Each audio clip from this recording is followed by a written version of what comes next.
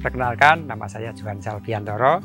Saya adalah pemilik dari Taman Kakao Coklat, sebuah tempat wisata edukasi tentang budidaya tanaman kakao dan pengolahan coklat. Saya juga sebagai pengurus dari kelompok Tani Ngudi Rezeki, sebuah kelompok tani kakao yang beralamat di Dusun Selanden, Desa Banjarroyo, Kecamatan Kalibawang, Kabupaten Kulon Progo. Taman Kakao Coklat ini adalah sebuah tempat wisata yang di sini kita bisa belajar bersama tentang budidaya tanaman kakao dan pengolahan coklat. Jadi pengunjung bisa belajar bersama tentang bagaimana cara merawat pohon kakao, tentang panen, dan juga bisa terlibat secara langsung cara pengolahan coklat secara tradisional. Jadi produk kami berupa coklat biji kakao kering yang sudah kita pasarkan sampai ke beberapa negara di luar negeri. Kemudian olahan coklat berupa coklat batang, ada permen coklat, ada coklat bubuk, ada juga minuman, dan juga cocoa butter. Coklat kami kita beri nama coklat Deska, yang artinya adalah desa kakao. Selama ini kita memasarkan produk kami di outlet kami di Taman Kakao Coklat, dan juga beberapa produk yang kita titipkan di beberapa kawasan turis di Borobudur. Selain itu juga kita menjual secara online, bisa melalui WhatsApp atau media sosial. Nanti kita kirim, dan selama ini kita juga sudah mengirim sampai beberapa negara di Eropa, di Asia, dan juga Australia.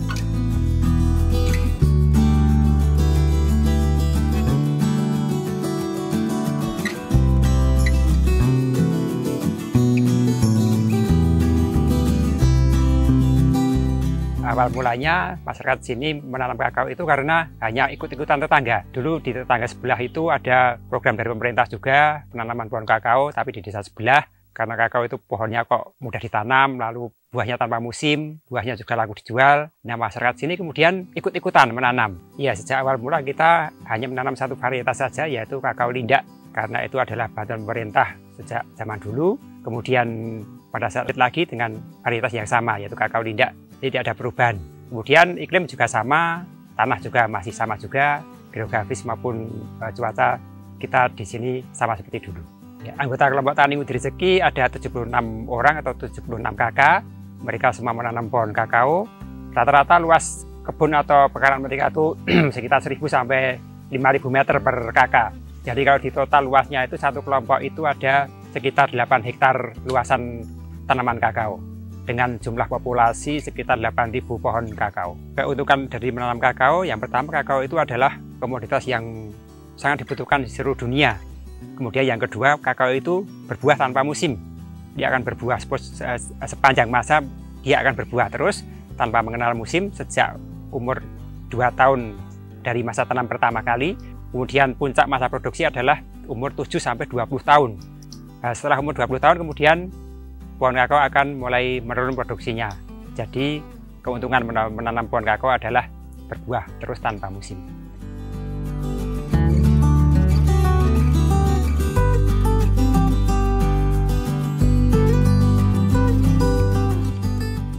Jadi dalam budidaya tanaman kakao itu sejak kita menanam pohon kakao ke lahan, ia akan berbuah pertama kali pada umur 2 tahun.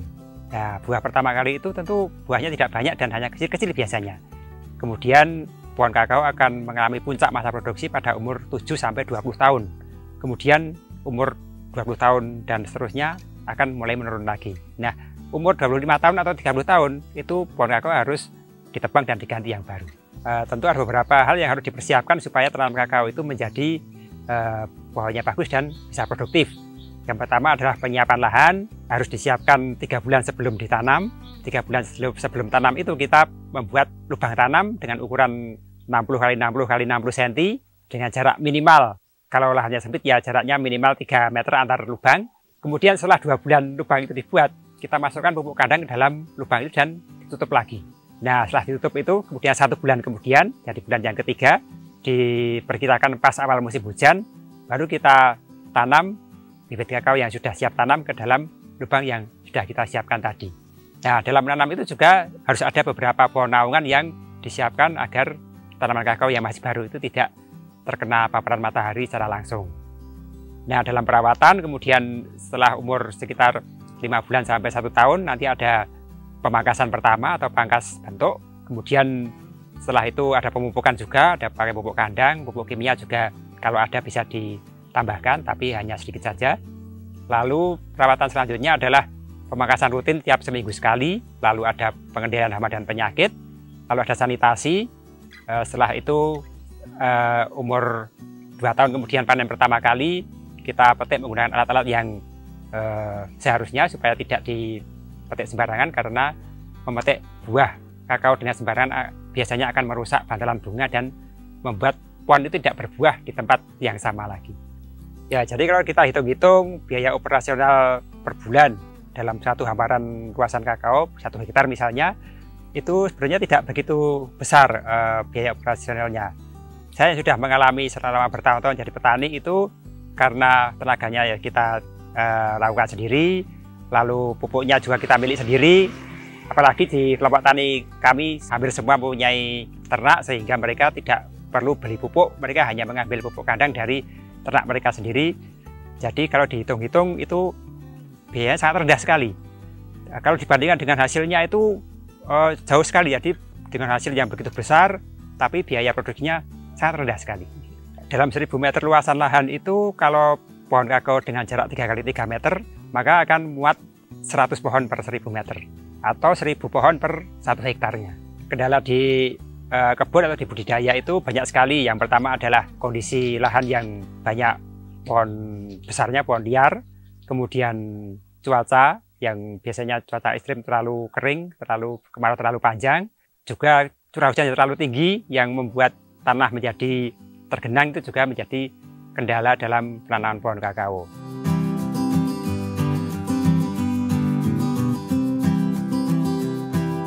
Jadi fluktuasi harga untuk kakao itu relatif stabil. Kakao dari dulu harganya yang dari rendah kemudian sedikit demi sedikit akan merangkak naik terus.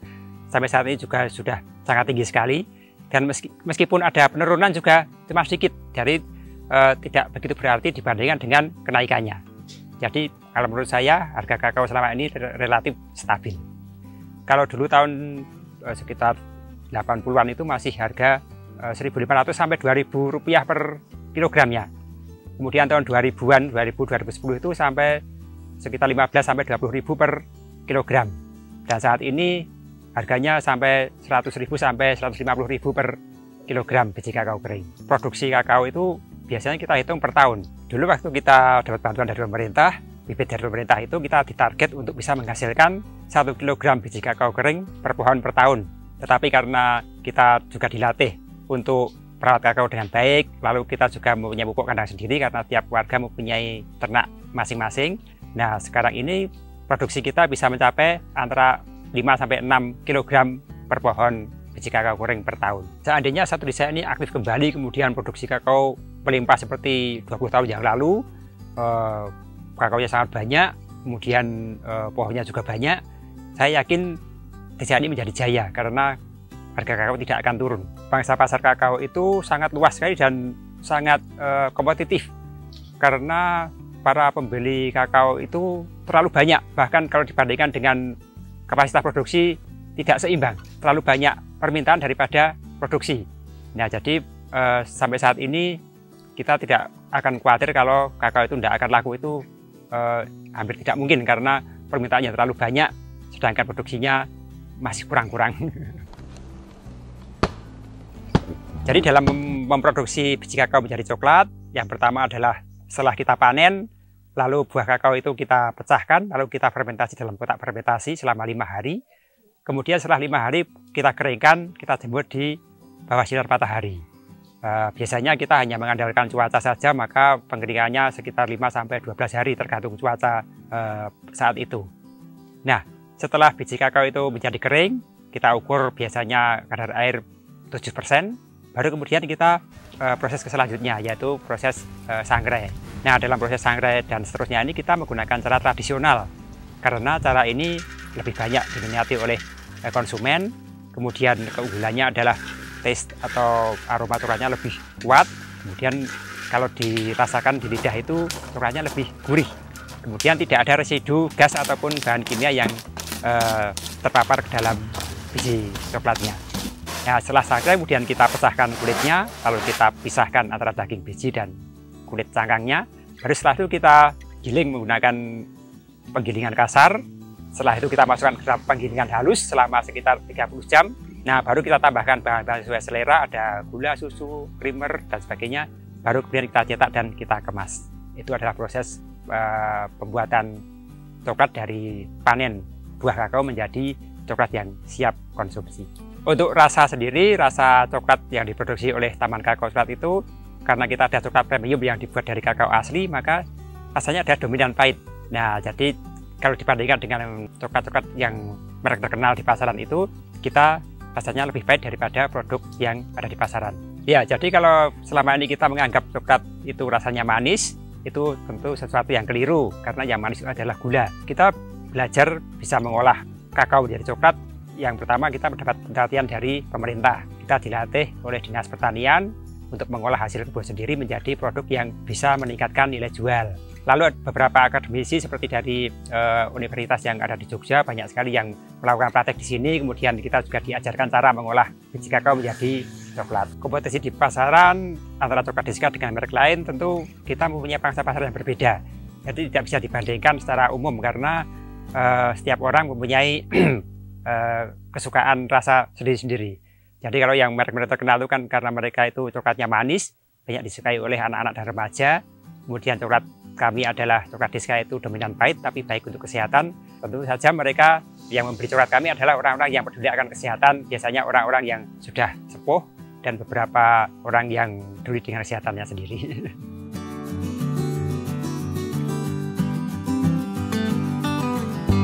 Saya juga pernah mengalami kegagalan ataupun juga kejatuhan. Jadi saat itu kita menanam pohon kakao dalam jumlah banyak karena dengan harapan supaya hasilnya juga banyak. Tetapi karena ada cuaca ekstrim, kemudian kemarau panjang, kita kekurangan air, bahkan sumber-sumber air juga ikut mengering. Kita tidak bisa menyiram pohon kakao. Nah, saat itu banyak sekali pohon yang mati. Jadi pohon yang mati dan yang seharusnya sudah siap untuk berbuah, tapi karena cuaca ekstrim kemudian banyak yang mati dan kita tidak bisa mengharapkan dari pohon kakao yang sudah kita tanam. Lalu solusinya adalah kita menanam ulang, kemudian kita merawat dengan baik, lalu kita antisipasi kekeringan lagi dengan cara membuat embung-embung mini di kebun untuk menyediakan air apabila terjadi cuaca ekstrim. Dan sampai saat ini ternyata bisa bermanfaat dan pohon kakao sudah menjadi seperti ini.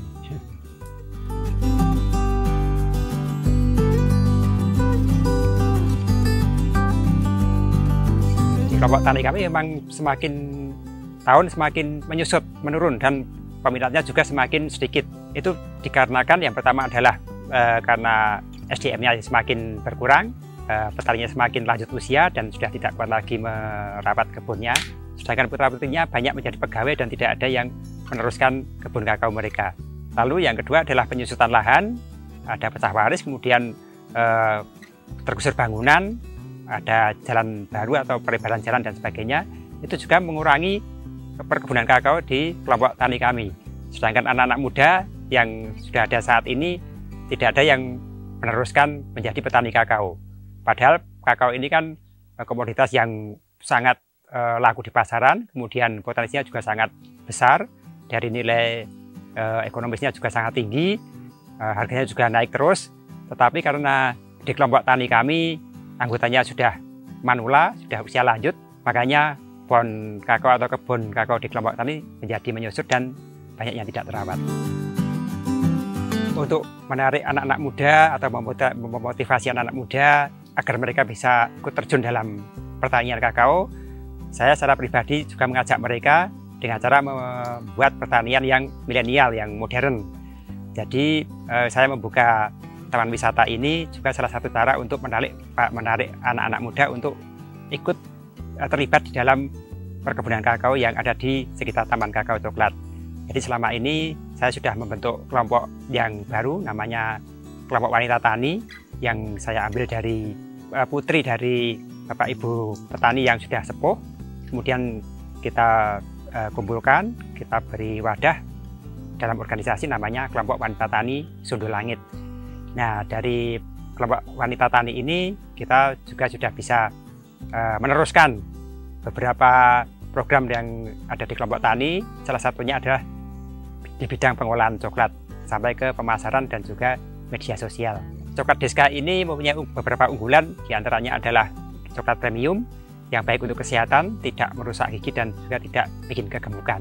Jadi beberapa manfaat coklat kami adalah yang pertama antioksidannya sangat tinggi, lalu yang kedua bisa untuk menetralkan tekanan darah, lalu bisa menurunkan kolesterol, bisa menambah vitamin otak, bisa menambah mood dan bisa menimbulkan rasa bahagia.